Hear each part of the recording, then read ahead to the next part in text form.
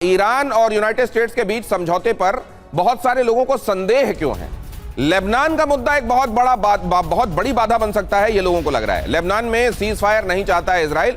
होर्मुज और यूरेनियम संवर्धन को लेकर भी संकट है। युद्ध के हर जाने को लेकर भी अटक सकती है डील। कहा यह भी जा रहा है कि जो 14 तारीख को लेबनान और इजराइल के रिप्रेजेंटेटिव्स के बीच में बातचीत होने वाली थी, उसको प्रीपोन्ड भी किया जा सकता है ताकि इस बातचीत को एक कंड्यूसिव एटमॉस्फेयर दिया जा सके। अब जरा यह भी देखिए कि ईरान और अमेरिका वार्ता समझौते पर संशय के बादल क्यों मंडरा रहे हैं। एक तो लेबनान में फौरन सीज फायर का एक मुद्दा है। अब ये सुनने के लिए तो एक लाइन में आपने सुन लिया, लेकिन इसमें ये बहुत पेचीदगियां हैं। मुश्किल क्या है? इजराइल को ये सख्त नामंजूर है।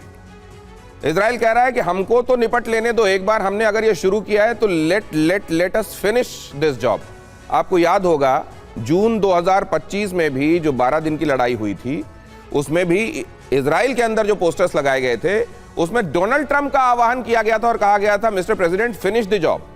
मतलब they are in mood to finish it once and for all. अब ईरान इधर क्या चाहता है? ईरान चाहता है कि यूरेनियम संवर्धन का ये हमारा हक है। कोई भी देश परमाणु हथियार बनाता है तो क्या सबसे जा के पहले परमिशनें लेता है और उसके बाद क्या अमेरिका ने ऐसा करके बनाया था? नहीं। तो हम भी संप्रभु देश हैं, हमको बनाने दिया जाए। हम उनसे जाकर पहले लिखवा कर उनसे परमिशन लें कि पहले आज्ञा दीजिए हुजूर आला, फिर हम बनाएं, ऐसा क्यों? और मुश्किल इसमें यह है कि अमेरिका इजराइल को यह मंजूर नहीं है कि परमाणु अस्त्र उसके पास हो, क्योंकि उनको यह लगता है कि ये उतना जिम्मेदार देश नहीं है कि परमाणु हैंडल कर पाए। तो इसमें बहरहाल यह भी सोचने वाली बात है कि क्या पाकिस्तान इतना जिम्मेदार देश है। बहरहाल आगे बढ़िए। ईरान के होर्मुज पर कंट्रोल की शर्त। अब इसमें मुश्किल क्या है? ट्रंप होर्मुज को फ्री रखना चाहते हैं। मिडिल ईस्ट में अमेरिकी फौज की वापसी की मांग। अब यहां मुश्किल क्या है? यूनाइटेड स्टेट्स की फौज की वापसी नहीं चाहते हैं ट्रंप। युद्ध में नुकसान का हर्जाना मांग रहा है ईरान। अब इस मामले में मुश्किल यह है कि हर्जाना देना ट्रंप को नामंजूर है। वो तो इस तरह के बिजनेसमैन हैं कि वो हर जगह से कमाई करना चाहते हैं। वो अपनी जेब ढीली क्यों करेंगे फिर ईरान के पुनर्वास के लिए, तब तक जब तक कि इसमें उनका सीधा सीधा फायदा नहीं होगा और बहुत ज्यादा फायदा नहीं होगा। अब अगर ऐसी स्थितियां हैं तो ये संशय के बहुत बड़े बादल हैं, या जैसा जहांगीर कोल्हारो कह रहे थे कि 95% दोनों तरफ रेडीनेस है, ये 5% है, ये भी निपट लिया जाएगा। ये आपको क्या लग रहा है प्रोफेसर साहब? देखिए, जो वार्ताएं हो रही हैं अगर आप देखें तो उसका सबसे बड़ा बेसिस क्या था और कहां से वो शुरुआत हुई थी? अनकंडीशनल सरेंडर, वो नहीं हुआ। दूसरा रिजीम चेंज, वो नहीं हुआ। तो बदले हुए माहौल में इस जो कंटेक्स्ट है उसमें वार्ताएं कितनी सफल होंगी, वो तो मुझे लग रहा है कि इस मीटिंग में कुछ नहीं निकलेगा। आप मान लीजिए कोल्हारो साहब कह रहे थे 95% तैयारी है, मुझे नहीं लग रहा 5% भी तैयारी है उसकी। इसका कारण ये है कि इतने डिफरेंसेस हैं कि वो वहां बैठ के बात करेंगे कि नहीं, शहबाज शरीफ उनके इंटरमीडिएरी बनेंगे, थर्ड पार्टी टॉक्स होगा, ये भी अभी क्लियर नहीं है। ओमान में भी ऐसा ही हुआ था, उसके पहले जितनी वार्ताएं उसमें यही हुआ था। यहां सिर्फ एक है कि बातचीत का माहौल है, अगली बार बातचीत की बात होगी, लेकिन फाउंडेशन यहां ले किया जाएगा। अभी तक वो जो 10 पॉइंट प्रोग्राम है ईरान का, 15 पॉइंट प्लान है अमेरिका का, 25 पॉइंट में किस पर सिमिलैरिटी होगी वो बहुत इंपॉर्टेंट है। और दूसरा एक थ्रेट हमेशा है जो ट्रंप साहब पीछे से देते रहते हैं कि ये सिर्फ इसलिए बचे हैं कि नेगोशिएट कर दिया जाए। और ये भी है कि अगर रिजीम चेंज हुई है, इजराइल इस टेबल पे नहीं है, तो इजराइल क्या स्पॉइलर प्ले करेगा? क्योंकि जिस तरह से जेडी वांस साहब को लाया गया था और न्यूयॉर्क टाइम्स की रिपोर्ट को माने तो जेडी वांस एक ही डिसेंटर थे उसमें, बाकी सबने कहा था कि चलिए युद्ध कर लेते हैं। लेकिन इस समय जेडी वांस को आगे किया था क्योंकि वो चाहते हैं, जैसा आपने क्लियरली बताया भी, कि वो अगले प्रेसिडेंशियल पोल के लिए तैयार रहें।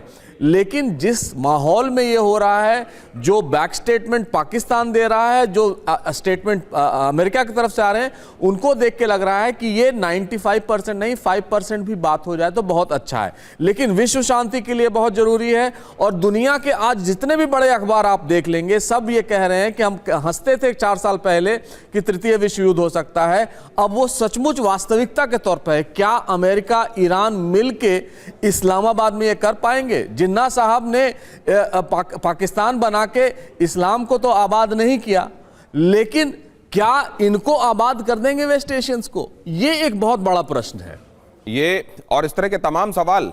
लेकिन एक महत्वपूर्ण बात, कई लोग ये कह रहे हैं कि अमेरिका भी नहीं चाहता कि ये लड़ाई अब आगे बढ़े।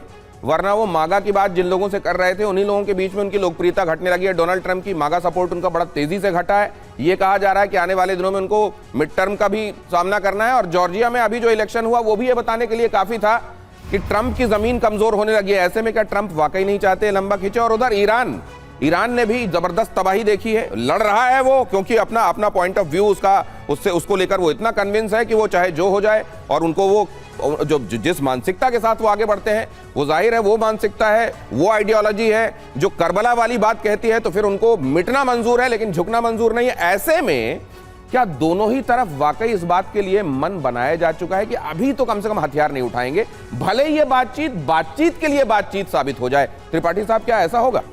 दिनेश, ये जो आपने कहा बिल्कुल मुझे भी यही लगता है। देखिए, वांस की एक ऐसी चीज है कि अगर ये बात सफल होती है तो ट्रंप की वजह से नहीं होगी, ट्रंप और उनकी टीम की। अगर जेडी वांस चाहेंगे, उनका जो पर्सनल करिश्मा है, अपनी चीज ले आएंगे तो उससे शायद बात आगे बढ़े।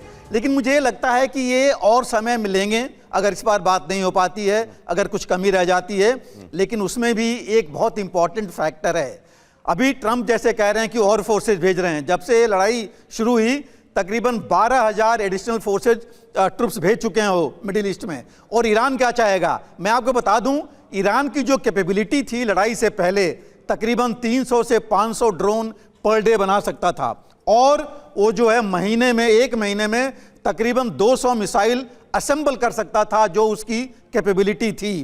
तो वो भी चाहेगा कि और समय मिले और अपनी रक्षा सुरक्षा को मजबूत करे। दूसरी जो आपने अभी बताया कि काफी नुकसान हो रखा है ईरान को, ईरान भी चाहेगा समय मिले, अगर रुक जाए जितना समय मिल जाए और आगे इतनी त्रासदी नहीं हो। लेकिन एक और हमें देखना है, इसके पीछे चीन का भी हाथ है। चीन नहीं चाहेगा कि जब उसकी, और ट्रंप बोल चुके हैं, कल ही ट्रंप ने फ्रांस के एक न्यूज चैनल को इंटरव्यू में बताया है कि हाँ, चीन ने भी मध्यस्थता इसमें की है। तो चीन नहीं चाहेगा कि ये बिल्कुल टूट जाए, बल्कि ये आगे बढ़ता रहे, क्योंकि ट्रंप का रिकॉर्ड तो अच्छा नहीं रहा है। हो सकता है जेडी वांस आए हों तो इससे कुछ फर्क पड़ जाए। तो ये मुझे लग रहा है कि अगर इस बार नहीं हुआ तो थोड़ा और समय लिया जाएगा और इस बात को आगे बढ़ाई जाएगी। तो कई लोग ये मानते हैं कि ये वाला जो बातचीत का दौर है वो आगे वाले बातचीत के दौरों के लिए हो सकता है एक जमीन तैयार करे, और तब तक हो सकता है दोनों तरफ से हथियार ना गरजें, क्योंकि दोनों ही तरफ यह महसूस किया जा रहा है कि अभी और लड़ाई नहीं होनी चाहिए। बस इसके अलावा और कुछ हासिल हो जाएगा, एक दूसरे की बातें मान ली जाएंगी। वो जो बोन ऑफ कंटेंशन दोनों तरफ जो एकदम सख्त ऐतराज वाले पॉइंटर्स हैं, उनमें कोई दूसरे को कह देगा अच्छा ठीक है आप जैसा कह रहे हैं वैसा मान लेते हैं, ऐसा होने वाला नहीं है। अब जरा देखिए होर्मुज खोलने पर ट्रंप का जवाब क्या है। ट्रंप ने कहा जल्द खुल जाएगा होर्मुज अपने आप खुल जाएगा। ट्रंप ने कहा, कभी कहते हैं अपने आप खुल जाएगा, कभी डोनाल्ड ट्रंप कहते हैं कि अब ये स्टेट ऑफ होर्मुज नहीं, स्टेट ऑफ ट्रंप के नाम से जाना जाएगा। कभी कहते हैं कि ये जगह जो है यहां से हम कमाई करेंगे और हम भी कमाई कर लेंगे, और ईरान के उस समय जो आयतुल्ला होंगे वो भी कमाई कर लेंगे। फिर कहते हैं नहीं, होर्मुज से हमारा क्या लेना देना, हमारे पास तो बहुत तेल है।